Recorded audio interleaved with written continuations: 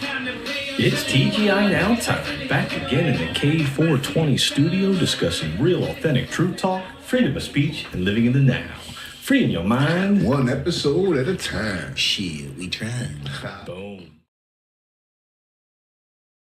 I don't know what happened. It didn't That's play. okay. It's man. all Don't worry good. about it. We're good, It's bro. all good. Hell Good. yeah. How you guys doing? All right? Yeah, man. Fucking great. Fucking great. Doing fucking great. How you doing, Rondell? Can't call it. Well, we got a special guest tonight. Another one, back-to-back guest we have. We have Robert, the Lego Man, Morss, The Lego man. J6er. Just got pardoned last week, so it's been a week now Yeah. since he got pardoned. That's crazy, man. And I was just telling Rondell earlier before the show, how crazy is that we started this podcast 3.5 years ago, Yeah. right? Basically 2 weeks after, right? 2 weeks Right. before he got arrested. Right. That we were talking about it. Yeah. That when the J6 thing was happening, Yep. the first thing I said, they were trespassing. Yep. And our These first. fucking people, are you kidding me? The only one that died was Bobbitt. Yep. You know what I mean? That was horrible. And you know that they pardoned that cop that killed her? Biden pardoned him. Yeah. That killed Babbitt. Okay. Yeah. Wow, that's crazy. Hmm. So yeah, it was this June 21st. We recorded our through June 21st, 2021. We recorded our first podcast, Yeah. and he got picked up June 11th. Yeah. Wow. Isn't that crazy? And who would have thought here we would have him on the show now and we have have him somebody on the show. Amazing. Praise It God. is pretty wild. That's awesome. So I'm gonna bring him in. Let's bring him in here. Oh yeah. Hey, what's There up, he guys? What's up, brother? How you doing? What's up? What's up? Good to see you. Hey, that is some pretty wild timing that, right around the time of my arrest is when you guys kicked off your first show. Yeah. Isn't that True crazy? story, yeah. I know. Yeah, Yeah. because it was back then, right after we saw that the election was stolen, Right. that we were really talking a lot about, plugging in and out of the matrix and how this might have needed to happen and all this other stuff. And it was crazy because you guys they had started calling you guys, snatching you guys up. My wife was there. My wife went to the Capitol. She wasn't arrested, thank God, but now She could have been. Yeah. Yeah. But Yeah, what for a while, they didn't happened- care where you were at. Yeah, she didn't use any cards. She only used cash. Oh, okay. And I don't know why she did it, but it was a smart move. Right. Yeah, right. Because Bank of America sold you guys out. Big time. Oh, yeah. Well, that was the crazy thing. So everybody's cell phones were pretty much dead because there was so many people there. But obviously I swiped my credit card and my debit card, but if I was up to anything nefarious, that would have been the last thing that I would have done, So that kind of goes to show you that I had no intentions of taking over the government with a plastic children's toy, on a random afternoon. Come on, man. That was not in the calendar. Yeah, bro, the media was calling you guys. That was worse than 9/11. You guys were horrible, bro. You guys were worse than the Taliban, bro. It's the truth. The news, bro. Oh my God, they were so horrible.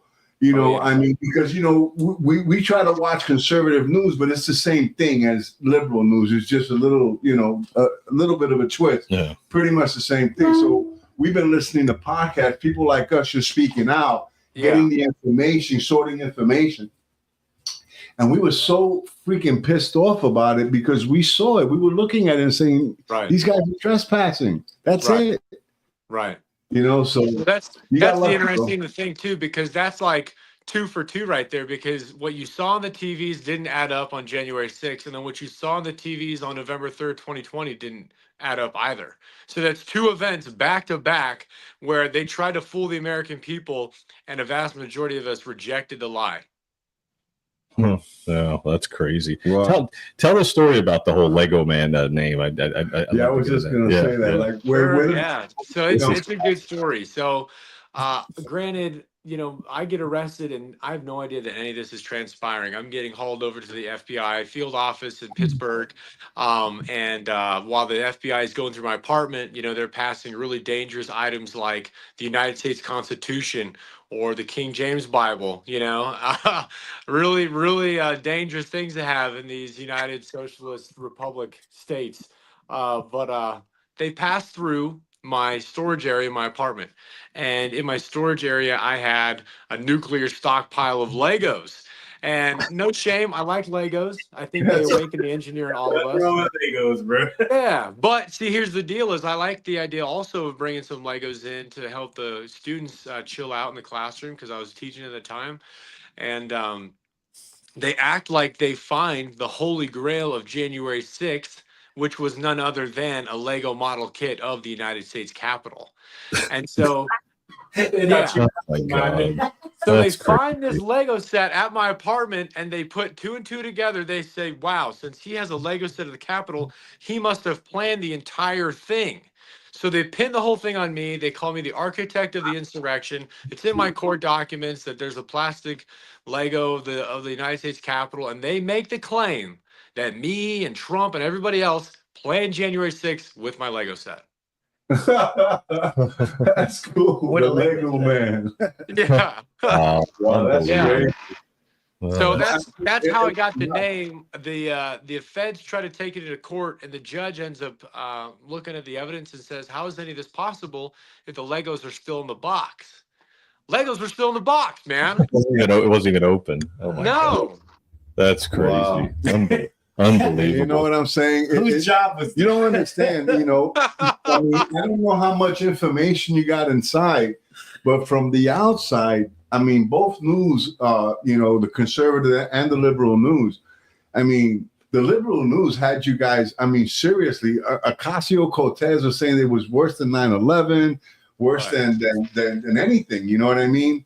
And it was really fucked up because that's why, I don't know, the media kept you guys in jail too. yeah, Yeah. yeah. It's really interesting to consider too, because when you look back at the video footage, that exonerating evidence of people, changing in and out of costumes, or feds, that had disguised themselves as Trump supporters, but then turn right around, flash their badge, and get uncuffed. Things like that never made it into any of our criminal proceedings. So no video evidence to vindicate us Hold was on. allowed in the courtroom. Robert, 1 second, brother. You said that you had Trump support, FBI dressed up as Trump supporters, and as they're in there, they turned around and showed you their badge and arrested you. No. No. I'm just saying video footage in general. Like so exonerating evidence to break down the entire narrative of what they try to say that day wasn't allowed in my criminal proceedings or anybody's criminal proceedings. We were guilty because the media said so, and we had to be guilty so that Nancy Pelosi and all of her friends could get away with actually stealing the election. Because you don't have January 6th without them stealing the election, and you don't have a stolen election without the pandemic. So all these things are linked, and there's several key players in all of them to make sure that this government would be able to lead a very intimidated American public along without us asking any questions. And that's why Trump is so necessary to the freedom of our state right now, as he was the one man who was willing to ask what everybody else was thinking. Yeah, that's Have true. you had the opportunity to speak to Trump yet?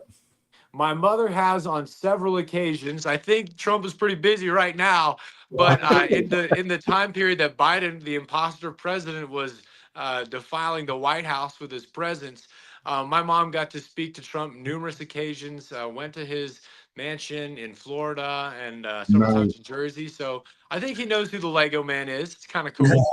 Yeah, cool. That's great. Oh my God. So tell us about your experience in prison, the 3.5 years. Tell us about what you did, the nights, how you felt. Like, I want you to express to the audience your feelings, not only of why it happened, but while you were in there, how you felt. Like, Yeah, I can go into that. I mean, and granted, it's tough to try to synthesize, but I'll tell you a moment that stands out to me the most that was pretty devastating. As you know, we were in solitary confinement in the DC Gulag. And so a lot of what we went through, we had to suffer alone, which in many cases is a form of punishment to isolate somebody. yeah, And so, solitary.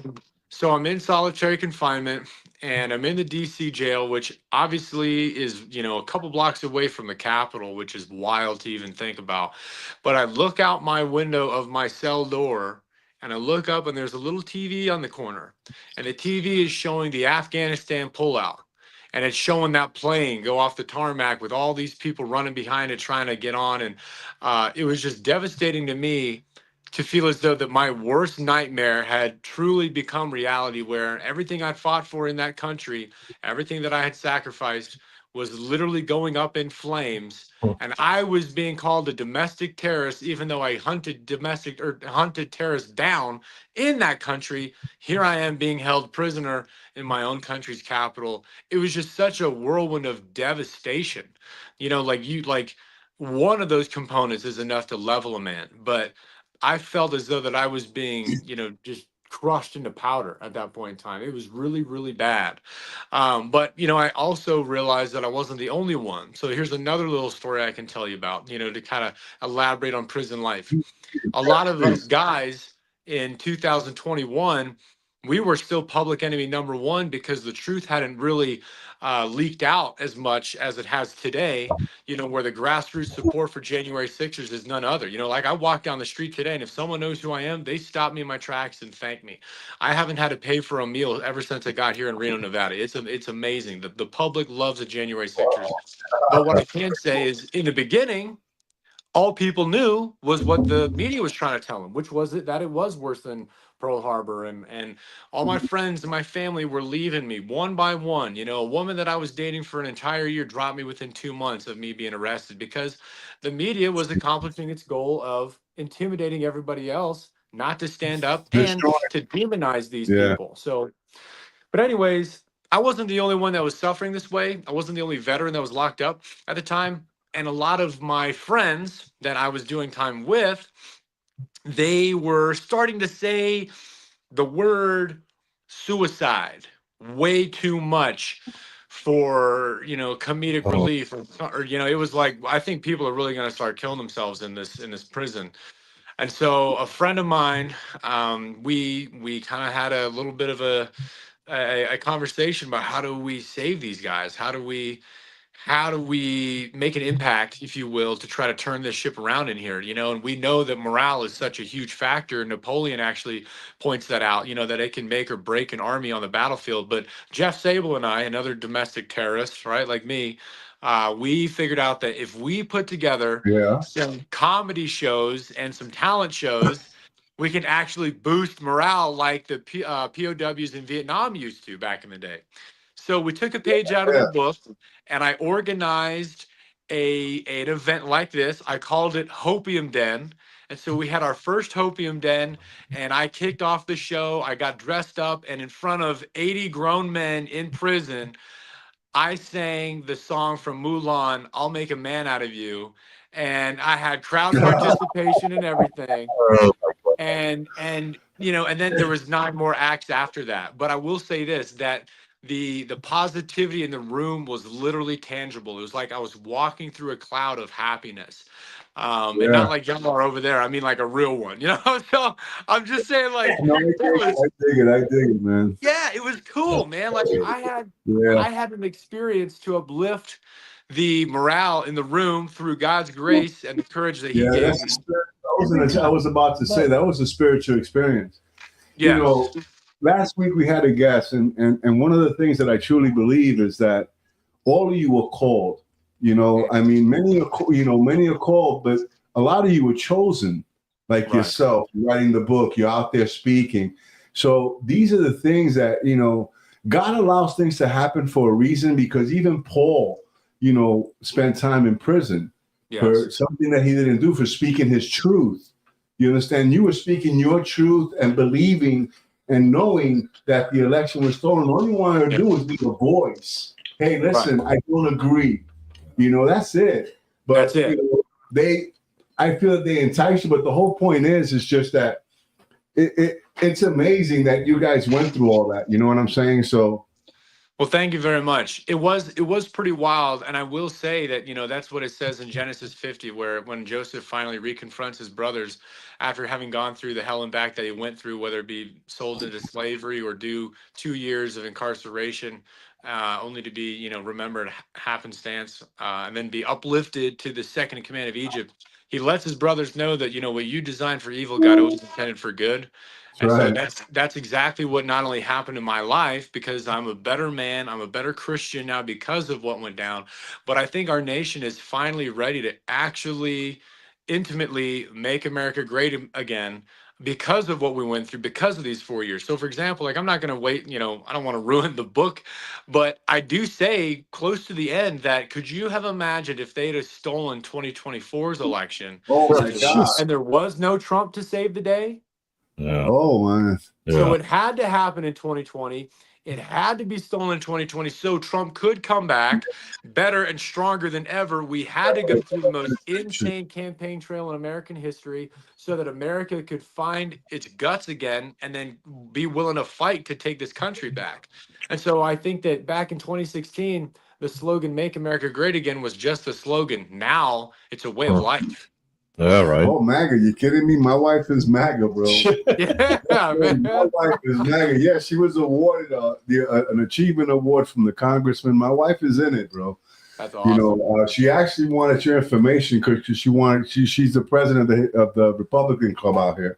No kidding. So yeah, Yeah. we're very much involved. Like John, he's very much involved in the school board, Yeah. a lot of the local stuff, and me, we're all entrepreneurs, all three of us. We don't work for anybody, we work for ourselves. That's And excellent. it's just like we do a lot for the community too. Like my wife's involved, so I just wanted to say how grateful I am that you honored us with your story. Yeah. One thing I wanted to ask, because you had mentioned it, and now we haven't mentioned it. Let's talk about your military. Yeah. When did you join your ranks, or what did you do in the military? Sure. So I left home at 17 to join the Army. I didn't intend to become a Ranger in 2nd Ranger Battalion, but that's essentially what God's plan was for me. I went on 3 combat deployments to Afghanistan. And on the first deployment to Afghanistan, that's when I learned that I think I could serve my country even better as a high school history teacher. And the reason for that was because I was walking around the bombed out towns of Sharana, and I was seeing the devastation there, and I was realizing that these people don't understand the concept of freedom. They've only known tyranny. I mean, I was walking through locations that Alexander the Great's army passed through. Like, how wild is that? But that location of the planet has known nothing but war essentially since the dawn of time. It's devastating. But then I also realized that my country would turn into this very place that I'm walking through if the next generation didn't understand how to keep this republic. So that's kind of what motivated me to dedicate my entire adult life to becoming a high school history teacher. I did not reenlist after my initial contract was up. But I learned a lot in the Army, which ended up helping me while I was in prison, believe it or not. So there was moments while I was even in the Army where, I felt like I was broken down and I was hopeless and whatnot. But come to think of it, God was preparing me for the challenge of prison while I was enduring the challenge of being a ranger. How amazing is that? No, it's amazing. It happened to me. I mean, it was like I left the military. I went in early, so I left the military, and then from there, 5 months later, I ended up doing 8 years in prison. But like you said, it kind of almost like set me up for it. Like I was already used to taking orders by people with uniform, and I was already used to it. So I never really gave anybody a hard time. I kept to myself a lot. I just ended up getting I went to school. I took advantage of what was in front of me. But yeah, but the military did help me with that. Yeah, so I agree with you 100%. Yeah, it's pretty wild, man. I think God's showing off in our lives more and more now because we're willing to ask him to.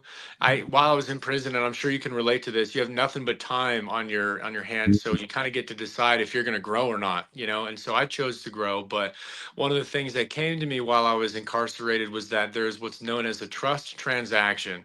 That's what I'm calling it, between you and God. Where if you trust God with more of your time, he actually trusts you with better ways to use it. So if you trust God with your finances, he will give you more finances to honor him with. If you trust God with your relationships, he's going to trust you with better relationships, or even maybe someone out there is looking for their sweetheart. God will provide that for you when you trust him more with those little things. It's like the parable of the talents. You know, the men that went and invested their talents and brought back double of what they were entrusted with. That's that trust transaction. And so, because of what we went through and what we endured, some of us might not have chosen these things, but I know very many of us did, where we chose to trust God, and he in turn entrusted us with courage, with strength, with determination. I literally at night would pray for God to fold my brain in on itself even more so I could retain more knowledge, so I could use it for his kingdom. And I think that's exactly what happened. I don't remember being this bright in high school, but what I will say is that, you know, we can ask our God anything in Jesus' name. And if we have shown ourselves to be trustworthy, it's going to happen. You know, the book of James talks about how, you know, sometimes we pray for things that we don't get because God already knows that we would misuse those gifts. And so when we humble ourselves before the Lord, as I have had no choice but to accept being humbled, not only in the Rangers but now in prison, I got to see God showing off more and more ways. And so I would advocate for everybody listening to this to decide tonight to humble themselves before the Lord, and that door will open for you. Amen. Agreed, that's a great way to put it. I mean, that's what I always say a lot of times too, is like, you know, we were called to purpose. So, you know, even though you went through what you did, and you know, and then what I went through in my situation and starting this podcast, you know, losing my job, speaking out of the school board, saying they're going to have a problem with these masks, and these kids are going to have all kinds of problems, and which you know, they do, and that's now confirmed. Yeah, so I confirmed, and I knew that was going to happen, so I was right on that. You know, and then I went to jail for first time in my life as well. They came to my house and picked me up for something I didn't even do either. So did you really? Yeah. I never thought that would happen to me. I mean, I'd never been in trouble my whole life. I was 55 years old, and all of a sudden I got arrested for being in another situation with Megan Walsh. I don't know if you've heard about that story, but the Megan Walsh and her dad taking her babies, and we did a podcast because she lives in here in Vero, and John Walsh is the guy from America's Most Wanted, and he lives here in Vero, and we did a video of the baby getting taken, and then they came and got me the next a week later, you know, and I went to jail for the first time in my life, and I was like, and I sat in the cell, and I kind of did what you just said. I was just like sitting there, and I was like, wow, like, why am I here? And we had just started the podcast for like a year, and I'm thinking, oh, I know why I'm here. God put me here for a reason, to show me what needs to be done in order for us to bring ourselves to a whole new level. Yeah. I would also piggyback on that point that, you know, our Bible is written by prisoners. I mean, think about how many Psalms David wrote while he was incarcerated in a cave, or think about how many times Daniel was in a lion's den, or you know, Jesus did time, Paul did time. I mean, it's amazing when you think about how many people, you know, were either on the run or were either locked up, so to speak, and then that's where they found God. I mean, how amazing is that? Yeah. No, you're right. I got into God. I got introduced to God June 22nd, 1988. I was already in prison a year, and I had 7 more to go. I actually had 14 more to go, but after 6 years, by a miracle of God, I got called into a courthouse without knowing. I thought it was another charge. Got pardoned. And in a way, because they knocked off 7 years. Yeah. And I was already 6 in, so I had 2 years, not 9 more. So they gave me back 7 years. So you're talking about my gratitude to God, that feeling you felt about that goodness in jail. After that, man, everything was just a flow, because I was going downhill now. You know, I'm sure that's how you felt, hoping the president, that knowing that the president needed to win, you know, be on a downhill. Now it's a matter of him giving us the pardon and getting us the fuck out of here. Yeah, man. Yeah. Well, without a doubt. And that's the crazy thing too, is like, to add to what you were saying earlier, we didn't just go to prison because we might have robbed something. You know, we went to prison because we were standing up for what we believed in. But the one big hope that we had was that Trump was going to come back and pardon us. And so check this out. I watched the Butler assassination attempt live in prison. Wow. So I watched that man go down, Everybody in the TV room, as you know, in prison, it's cluttered in Right. there. There's Yeah, politics, I you dig name it. it. Yeah. But everybody in the TV room is going, they just shot Trump. They just killed Trump. They shot Trump. And the podium is empty. And I'm looking at this thing going like, it's over. No It's fucking totally way. over. Oh my I'm going to rot God. in jail forever. The country's done. And in my heart, I'm thinking, wow, dude. And then the man starts to get up. And he doesn't just get up. He's got blood on his face. He's pumping his fist in the air. He's got the flag behind him. I'm like, oh my God. Dude, I'm about to punch my way out of prison that day, man. I could not believe it. Oh my That God. man was definitely chosen by God. Oh my I God. agree. That was out of control. Right? I Wow. can imagine, bro. Oh my Because God. remember, he was your hope to get out. Right. Yeah. So when you saw that at first, I can imagine, bro, you would have been devastated. Like, oh shit, I'm done. Yeah. It's Let crazy. you get up and say that it gave you that hope. Yeah. Yes. Oh man, Crazy. oh man, what a feeling! That's- What a ride, huh? Yeah. What a ride.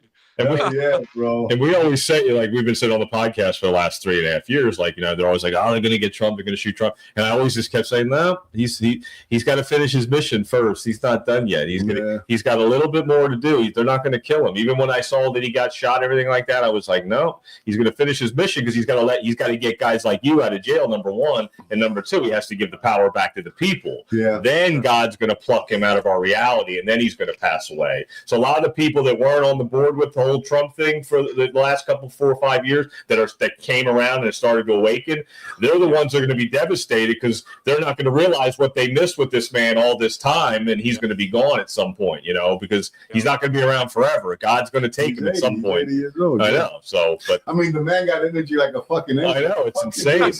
Yeah. I tell you. Well, you know, you bring up a good point. You bring up an excellent point that Trump's not going to be here forever. And so we already have to start asking, what did we do without him? And that's kind of the reason why me and Kelly Meggs wrote the book, One Question Remains, while we were in prison together, so that, you know, there might be someone out there who is willing to take on the shoulders that they may have never even experienced before, that weight of glory, to pull themselves out of the matrix, but then also to try to do what they can to physically and emotionally, spiritually make America great again. So, you know, the book One Question Remains, it was smuggled out of prison. It's available now on Amazon. Its design isn't just to educate people about how January 6th was a lobster trap. It isn't just about how to link, you know, the events of 2016 to 2020 with, I mean, whether we're talking about the Russia hoax or the Steele dossier or the FISA warrants or all that, to the pandemic and the lockdowns and everything like that, or link it all to January 6th, it gets even bigger than that. We talk about a vision forward where we make the argument that if you want to make America great again, you have to make America God's America. And there's literature that proves this. In fact, I'll spoil something for you guys a little bit on the show. We invite the reader to learn, perhaps for the first time, that prior to the 13 colonies officially declaring independence from Britain, there was a Reformation movement within the 13 colonies where around the 1750s, people were starting to decide, listen, if we're really going to do this, if we're going to break ties with Great Britain, we have to be capable of independence beforehand. And so there was a huge movement to try to go back to God, bring Jesus Christ back into the daily life of the colonial. And then by the time that had succeeded, they knew that not only were they capable of declaring independence from Britain, but they were confident in this because they had declared independence from sin prior to that. And that's all in the book, One Question Remains. So what we're experiencing now is a 250-year-old time loop where we have to ask ourselves the exact same questions that our founding fathers were willing to ask themselves back then. And it has to do with whether or not we're going to be strong and brave and courageous enough to stand on what we know is true and right. And are we going to be willing to leave it better for the ones that are going to come in behind us? Yeah. Well, it's a good way to put it. I mean, that's why I've always thought that too, because you have to go back to what Trump did his inauguration speech in 2016. It was like, today is a very special day. Not only we're not transferring power from one party to another or one political affiliation, we're taking power and giving it back to you, the people, and then the military backed him at that point.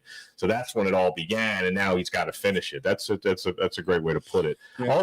And like you said before, and as we said many times, and as you just said, Robert, 2020 it needed to happen. Yeah. You know, because we needed to see everything that they were doing, because everything was exposed. Yeah, I mean, they did things so stupidly. They showed it to everybody. The only ones that were blind were the ones that were watching the liberal media, the View and all that bullshit. You know, so they're the ones that are still in the dark. But what I'm saying, most of us, a lot of us, because remember, he got a lot of votes. Most of us saw it. Everything that this administration did. I mean, Rondell, we were just talking about money, you and me. I mean, you're a business owner. Bro, how's your money? I made a quarter of what I made. Bro, I went from quarter. You made a quarter. I made a third. Not even a third, bro. I pretty much a quarter, yeah, because I went down from 28 to 6 a month. From 8 to 2. Yeah. Oh, no way, dude. Yeah, it's crazy. But see, all that was deliberate, though. That was all designed and deliberate. That's okay. So that's something else that we throw in the book as well. I hate to plug it again, but there's a solid inside the book. We take the time to incorporate the Saul Alinsky's rules for radicals, 8 steps to bring down America. You can find that in the book, and then ask yourself, how often did you see this happen, either during Obama's 8 years or Biden's 4 years, or even through some of Trump's years, because he didn't know who to trust within the government. He didn't know who to fire yet. And so I think, like you're saying, you know, like we saw what was going on. And for a lot of the population, 2020 was that moment where, you know, there's no going back to the way that things were prior to this, because now our eyes are open and you can't unsee what you've already seen. And so, you know, I think that, like I said, 2020 had to happen in the exact time frame that it did, so that Trump could finish what he started this time around, but also so that America could want to improve this nation. I don't think the people have ever wanted to physically and personally improve this country ever before, like I'm seeing today. I mean, like, it's like, and that's something that I was explaining to folks too. So when I got out of the halfway house on the 20th is when I was pardoned. I was at the halfway house in Pittsburgh. I drove from there to DC so that I could see the rest of the January 6ers get set free. But what I was explaining to folks is that now, because of this whole, stolen election in January 6th, America is like so well connected now. Like, we all have each other's numbers. We all are on the same page, and the camaraderie that we have between one another goes beyond the boundaries of race and ethnicity and where you came from and everything like that. All we care about is whether or not you're an American or not. And if you are, then we've got your back. And it's like this vibe that we've got, maybe we haven't even felt since World War II. And so it's a really cool time to be alive right now. And it's an even cooler time to be an American, because we love our country like we always were supposed to. Yep, you're right. You're 100% right. I mean, this podcast here, you just said different race, colors, and classes and creeds. We didn't even know each other before the pandemic. We all three of us weren't even friends. We didn't know we had no idea. We just met, and then next thing you know, we were doing all this because we were all called to purpose. We were activated to do this, to do what we're doing exactly right now. That's why we have you on the show. It's crazy, but that's what exactly happened. We didn't know each other. Tell us a little bit about the Legos, because I'm going to pull up your merch because I love the Legos and what you're doing there with that, and the story about the Lego box and the Capitol and all that stuff. Yeah. Well, I mean, so I like symbolism, and I have an eye out for it all over the place. And, you know, you could look at the website and say, wow, he's really trying to sell Lego bricks. What a jip, you know. But what you could also recognize is that, and this is the most terrible gift that I've ever been given in my entire life that I'm never going to let go of. Legos are synonymous with building, with construction. My nickname that the internet gave me because of this whole, Lego Man debacle is actually one of the coolest, most amazing blessings in disguise, because now I can symbolize building America back up to what it should have been all along. And so when you're purchasing one of these Lego bricks that you can customize with any color or any name up to 7 characters, you're actually saying, like, this is my little token to remind me that my job is to rebuild this country from the ground up, where the Democrats have devastated it, from where the globalists have hoarded out. This little brick symbolizes my desire to rebuild this nation, one brick at a time. So that's ultimately the point. It has nothing to do with, I'm not going to make a lot of money from these Lego bricks, guys. Like, I'm just going to tell you right now, that's not the point. The idea is to have something sitting on your desk that says, this is why I fight. This is why I'm motivated. Maybe you can put, your wife's name on there, or maybe you can put the name of your favorite January 6er on there. But the idea is to have something sitting on your desk that you look at and say, my job is to rebuild. And that's mine. Yeah, make America great again. Yeah, that's awesome. No, I love that. It's a good concept. I think we'll get some TGI Now ones. Yeah, there you go. Yeah, that'd be cool. Yeah, right. Get some TGI we'll Now. get a couple for him. We'll put it for in the studio, K420 studio. For you. Right. Right. Cool. I like that. Are they? How big are they? Just the same size as Legos? Same thing? Yeah, same thing as Legos. Yeah, I mean, and they'll work with Legos too. So that's the craziest part is you can build a little house if you wanted and put your custom Legos in the top. Oh yeah. Oh, that's awesome. Yeah, that's a good idea. Lego, man. I love it. I love it. That's great. Isn't that crazy? My life is so weird, dude.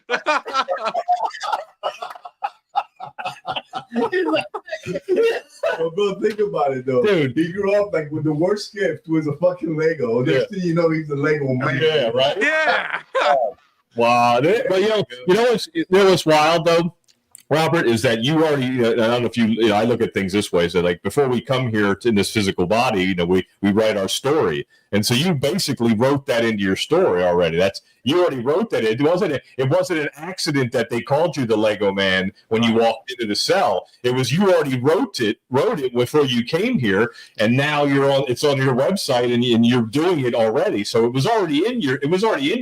It just you had to be activated. That's it. It was part of the plan. And I would agree with that. And I would also add to that too, that man, I was the Lego man prior to ever being locked up, because anytime my friends ever had kids, guess what gift the kids were getting? A box of Legos, So now it just makes perfect sense. Yeah, it does, because you already wrote the story. Because, it's funny because I have a studio. This studio is in my house. Like now, this is where we have our studio. I would have never thought of underground bunker. Exactly.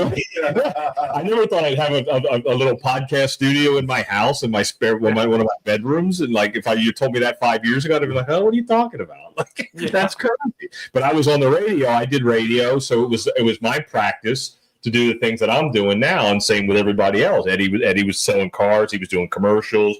Rondell, same thing. So we already had the talent there. We already did the practice. Your practice was the Legos. Yeah. His practice was also 3.5 years in jail. Yeah. He got a lot of practice in there. Right. Well, I'll tell you what my practice is going to be from here on out. And it's going to be educating as many Americans as I can to love this country. So, for example, I believe that a lot of our history has been whitewashed deliberately so that there can be a racial divide about whether or not, America belongs to the white man or the black man or whoever.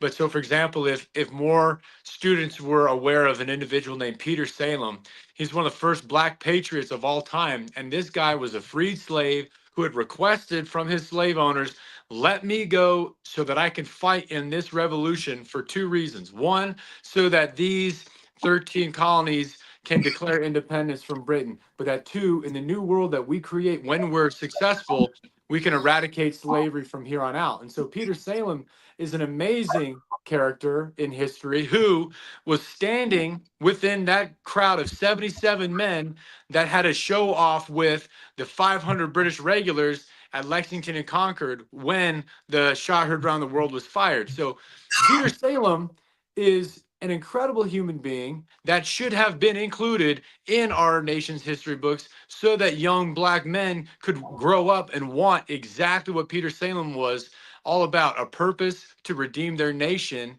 and a reason to fight and become a man of honor. I mean, so things like that's going to be my shtick from here on out, is teaching real history, and it's going to be uplifting people from the matrix that they've been buried in by the media and whatnot. And so that's going to be my practice from here on out. All right. So, because that was my next question. So what happened with your job prior?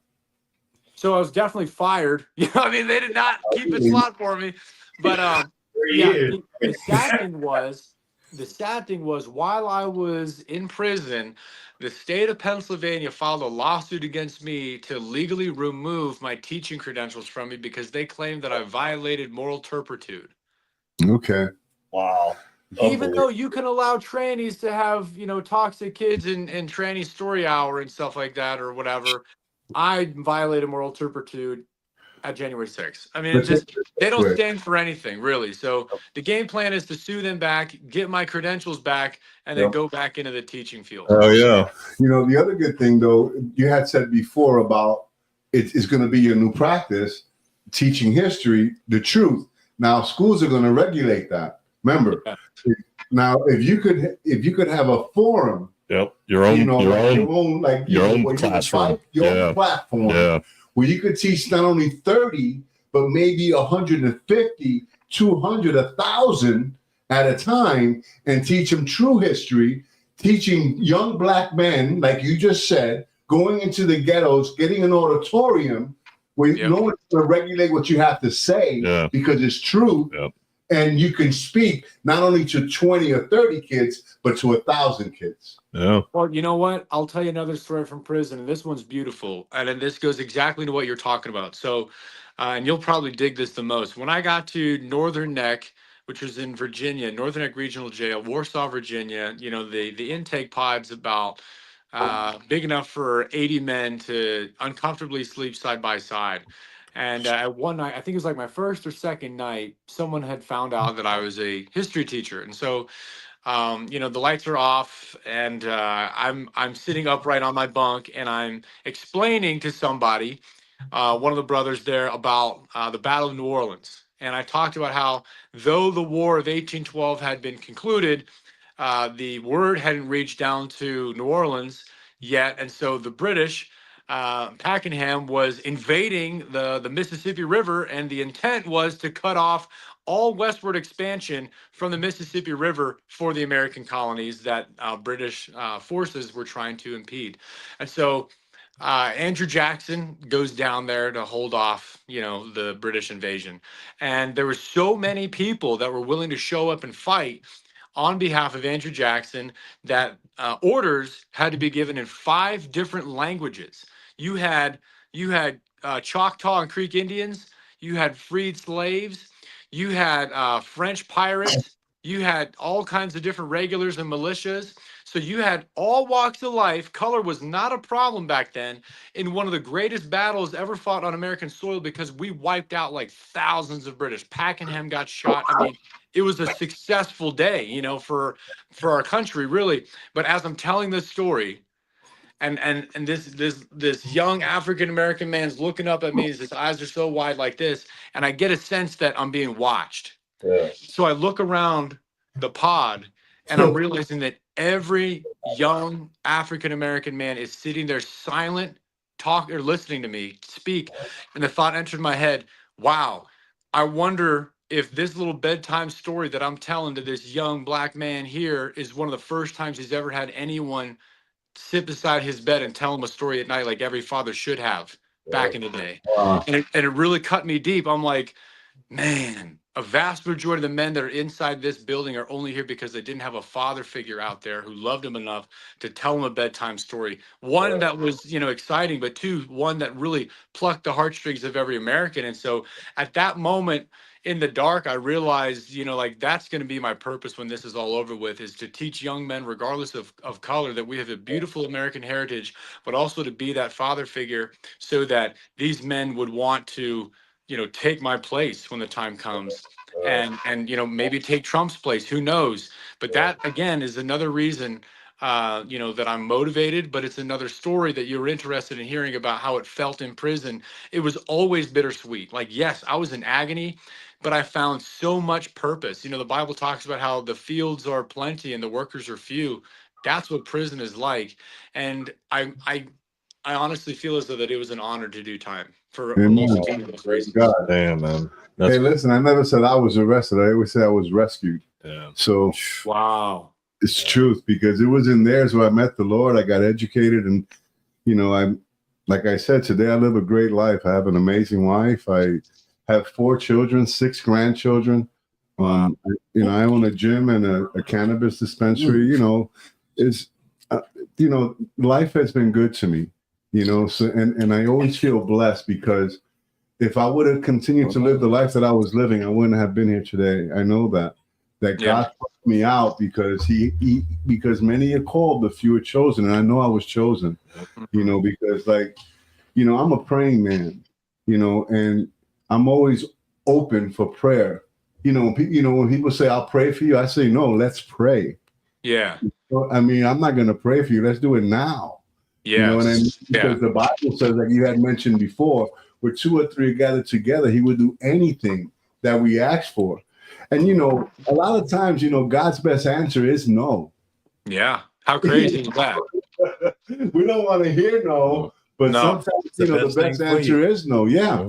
We don't know what's best for us. God does. And as long as you had mentioned before, as long as we put that trust and that faith in him, and it's someone that we don't even see, but our faith, in him and believe in what he says, we're gonna be all right because he doesn't give us a spirit of fear, power, love, and sound mind. Isn't that what you had mentioned before?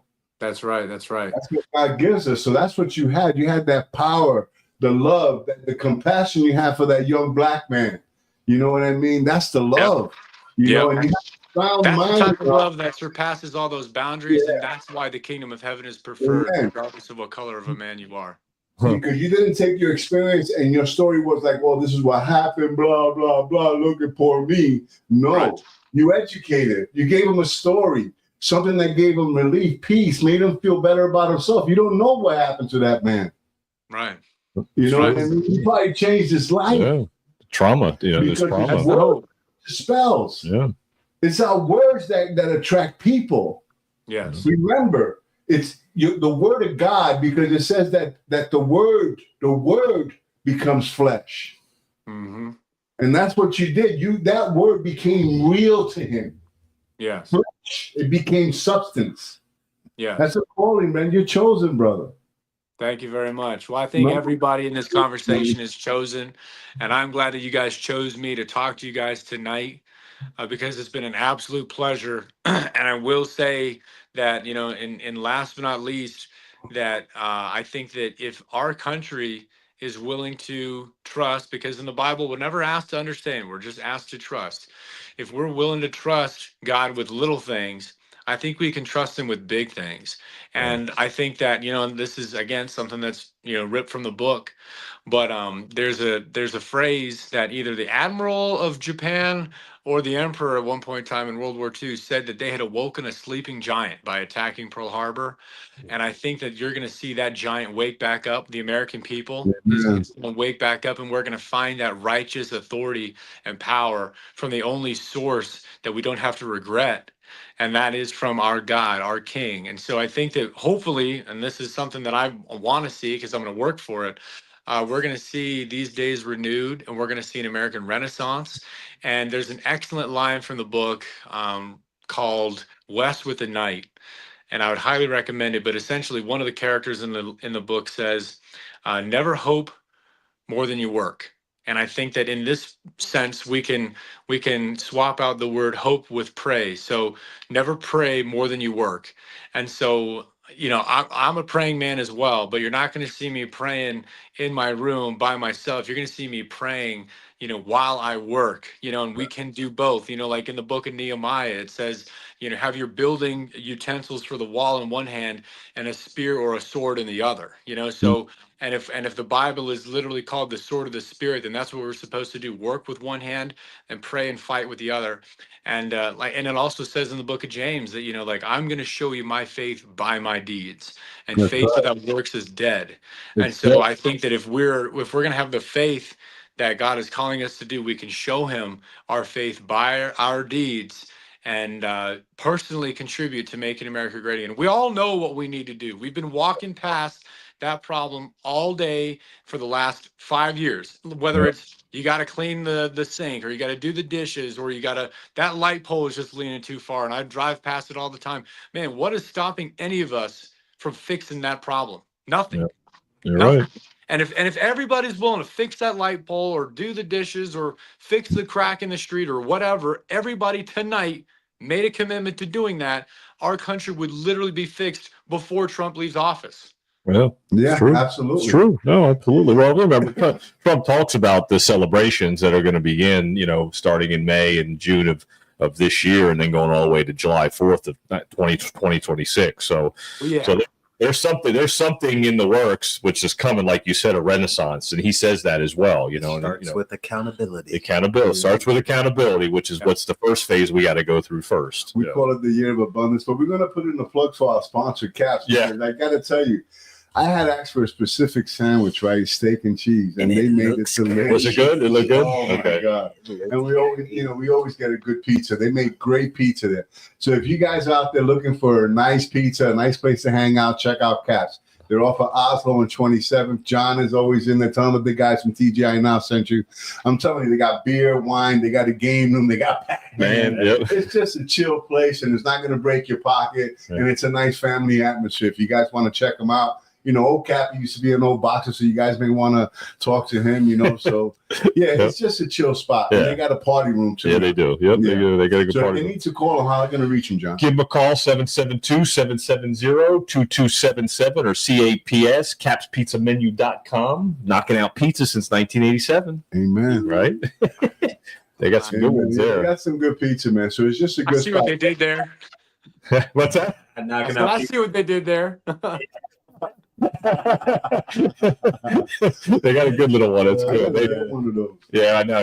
He only makes them at lunchtime. So. He only does the pinwheels at lunch. Because when you guys text me, I asked him. Yeah, he's like, I only do them for lunch. He's not going to make them for dinner. So they're right there. That's it right there. Oh, So, that's nice. yeah. He's got to start doing more videos. That's a good idea. He's doing more videos. That's good. Wow, that does look That nice does and look juicy. good, right?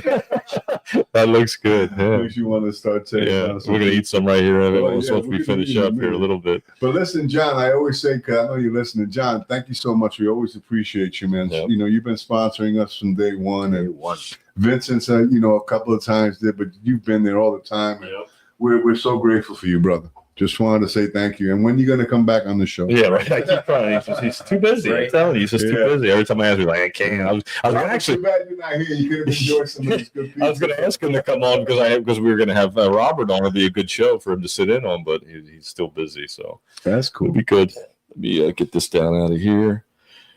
There we go. All right, and then I wanted to also, Robert, talk about your benefits. Your benefit. They took your benefits away too. What was that all about? Yeah, so I think it's illegal, but you're not supposed to lose your VA disability until you're convicted of a crime, and that happened almost immediately. I think I was locked up for about a year and a half before I even went to trial, and my benefits were cut off long prior to that, and so you're supposed to be innocent until proven guilty, and the VA, I guess, didn't care. I don't know, but they cut all those benefits off. I will say, though, that since the pardon, they have been reinstated. So I am going to get disability checks now. But I should have been, while I was locked up. But I mean, yeah, they pulled my winnings real quick. Are they going to give you your reparations? Yeah, From that. From retro, they're going to retro that money to you? that would be sick, dude. I hope that would be a nice little paycheck, but I'd rather that money come out of Liz Cheney's pocketbook than y'all's. I can tell you this though, that because it's funny you mentioned that when I went to jail for 7 felonies, and right after I went to the VA, and I don't go to the VA anymore, not because they refuse me. I don't go to the VA because my wife got good insurance. She's a flight attendant, so no. Yeah, they didn't take mine. I don't get it. So yours was more, like I said, was more political. Yes. Yep. Because I guess they pick and choose. You know what I mean? Because to take your benefits after you served, and then not only did you serve, you're a war veteran. You're a combat veteran. Does insurrection What count the as a war fuck? crime? I tell you, this government's fucked I up. don't know. You know, I'm asking. I mean, know if both my interesting. kids, both my daughter and my son served in the Air Force. I'm with third generation. My grandfather, my father, me, them, we all served in the military. Rondell served in the Navy. So, you know, I don't know, man. Like this government, man. You know, I can see why a lot of kids don't want to join the military anymore. I mean, right now, especially. I mean, what they were just going through. I mean, no, I not wouldn't for want to do it. Biden. I would hate for him. Biden. What? I know so many friends that fucking now. A lot of my friends are getting called back. You know who was my commander in chief? Ronald Reagan. Oh shit. Yeah, dude. Y'all was lit. Telling you, Y'all was lit. Right. I got to go out to Lebanon, you know, to that thing that happened out there in Beirut. So it was more policing, you know, like you know what policing is, right? Not just making sure that everything was correct and our people were all right. But yeah. And that was for a couple of months. This is as far as I went. I was in there in the 80s. Yeah. I'll tell you this, you know, the fact that you were prepared though might have been, you know, prepared for prison. That might have been the only reason why you were in the military that way. You know, so like I've had to ask myself, why did things happen the way that they needed to? As I told you, you know, oddly enough, my Penn State educational background came in handy in prison. Who'd have thought that that's what I would have needed to be successful? But then, you know, I also considered this experience my second basic training. So when I went to basic training the first time, I was learning how to become an airborne ranger. But this 3.5-year long deployment, you know, in the lion's den, I mentally configured it as this is my second basic training. I'm not being punished, I'm being prepared, but I don't know what for yet, if that makes sense. So that's kind of the mindset that I've had, and it's cool that you can kind of relate to that because you know that God placed you in certain locations and certain times so that when it mattered later on, because he's outside of time, he knew that what he had embedded and trained in you prior to would show up right then and there when it needed to. So that's exciting stuff. And it goes to show you that God is trustworthy. He is trustworthy. If you give him a chance. Yeah, I mean, he chose, like you had mentioned before, he chose some of the greatest heroes in the Bible to go to jail. Most of the Bible was written in prison because, I don't know, there's not a lot of distractions, you know, and you really focus on prayer, getting to know him, you know, because like you said, you were in solitary. It was just you and God. Yeah. You know, that's it, you know, and, you know, that to me, there were times when I was in my cell and I would get into my word and I remember the baptism of the Holy Spirit. I mean, I you know, it was like, because I was so into it, I had no distraction, no women, no nothing, you know what I mean? Just God. I relied on God, you know, like, again, I tell you, I was looking at 15 years, you know, I was only 22. So it was like, man, you know, my life is kind of over, you know, I kind of felt that way, but God had a purpose. So I wanted to ask you, because we talked a lot about your jail. So your 4 years, you served 4-2, right? In the military, right? Yeah. So I was in the Army for 4 years. Well, I was in there for 4 years. And 2 reserve. Deployment was for each deployment was for 4 months, but I didn't do any reserve time. Okay. Oh, so it was inactive ready almost, right? Yeah. Straight act. Yeah. So because that's what I did after the 4. I did an inactive ready reserve. Like if a war happened, call me. Yeah. Right. So your time in. Do you consider your time in prison just as valuable as your time in the military? Man, I would say more so. I would say more valuable. That's what I'm getting at, because that's what I'm getting. You know, you guys are making that comparison. And when I was in the Navy, I always said, this must be what prison is like, but we probably just got privileges. I literally used to say that. When I was in boot camp, I used to sit there and I used to tell everybody, like, yeah, this is probably what prison is like, but we just got privileges. Oh my God. Like, we just got You're not wrong. There's a lot of similarities, that's for sure. They tell you when to move. Everything is just like everything. So that's crazy. Y'all made that comparison. That was nuts. That's nuts. That is But it's crazy. true, though. Yeah, That's what we talked about. We were almost like we got almost prepared for Yeah, it. you're like, Yeah. you know, yeah. I mean, I kind of still roll my socks. Oh yeah, I roll all my socks. My socks, I still do, bro. My socks are easy to find. My and roll shirts them. rolled up. My t-shirts is rolled up. I don't roll my t-shirts anymore. I hang them up now, but I roll my socks, man. My wife doesn't do my Make socks. the She lays pants, some, yeah. she lays some Habits die hard. so I can roll them. Yeah, you know, For some real. habits are hard to lose. I'm the man. flip flop man, so I don't have socks. I don't have He socks. doesn't have socks. Oh, man. We live out in Florida. I'm the flip No flop man. socks required. Yeah, right. Yeah, no socks. So you're from Vegas? I'm from Reno, Nevada. Okay, Okay. yeah, from Nevada, I meant. Okay, cool. Well, I've been out to Vegas a couple of times. I went to Valley of Fire. Oh, okay. Death Valley?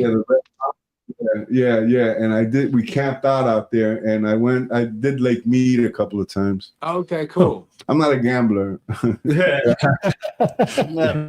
Yeah, me I neither. don't gamble, man. I work. But you know what? I did Too hard gamble for pretty my hard on January 6th. I've been to Area man. 51, so I've been out that way.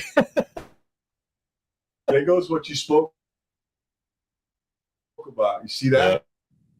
Yeah. It's getting glitchy. It's glitching out.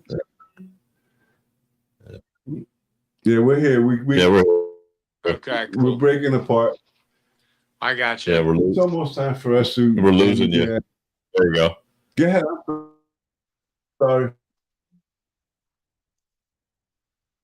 That's the first time I had it. Look at that. Okay, we're good now. You got me still? No. Is he still there? Yeah, he's still there. I'm here. Look at that. Yeah. See, that's Mike what's said it was happening. glitching too. Yeah, what's happening is that they don't want to hear the truth, so they're Yeah. trying to shut us down. That's right. Hey, listen, I believe that could be happening too, bro. That's how you know you're doing the right thing when you start fighting back. Hey, so oh no, absolutely. We believe it. Like you had said, we have to do something. Yeah. And a lot of times, it's our voice. Like if you remember, a lot of the battles that were won in the Bible were not won with a sword. They were won with trumpets, with prayer. So we can be a trumpet. Yes, without a doubt. And be a sound for people to hear, because faith cometh by hearing. Yeah. But it doesn't say that faith cometh by getting somebody. What you did today, you testified, you witnessed, and you told your truth, the truth.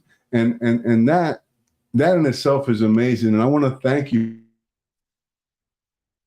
for that, Robert. I want to thank you for taking the time to sit with us, and we just go by the flag, and we think it's better that way. We don't edit. We just, speak our truth, So I just want to say thank you. I really appreciate you. And you'll definitely be in my prayers, brother. Thank you. It's been an honor to talking to you, gentlemen. I appreciate the opportunity. And I'm glad that, like Aaron Lewis writes in his song, Am I the Only One? I'm glad that you guys answered that question for me. I'm not the only one that's willing to fight for this red, white, and blue, baby. So I appreciate that. I'll be praying for you guys as well.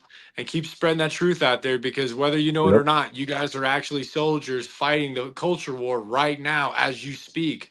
So keep that up and dedicate all your efforts to God Almighty, and you'll see the blessing. Amen. Yeah, listen, so your website, give us your website. They need to contact you, look at your website, order your book. Let's get into that before we close. Yeah. Cool. Yeah, so the website is www.A.KA.THE with 2 G's.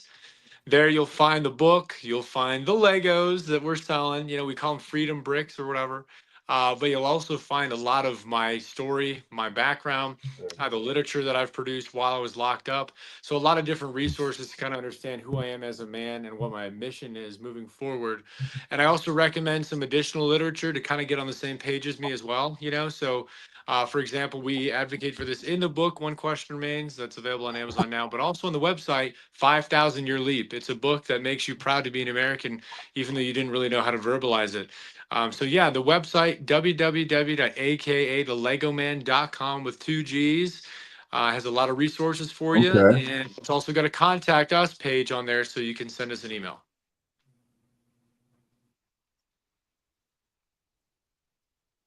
You should do the book and audio book because you're well spoken. Yeah, For that's a good real. You idea. should do audio book because Thank people you. could hear the book and Hear hear your the voice. story. Yeah, You know what I mean?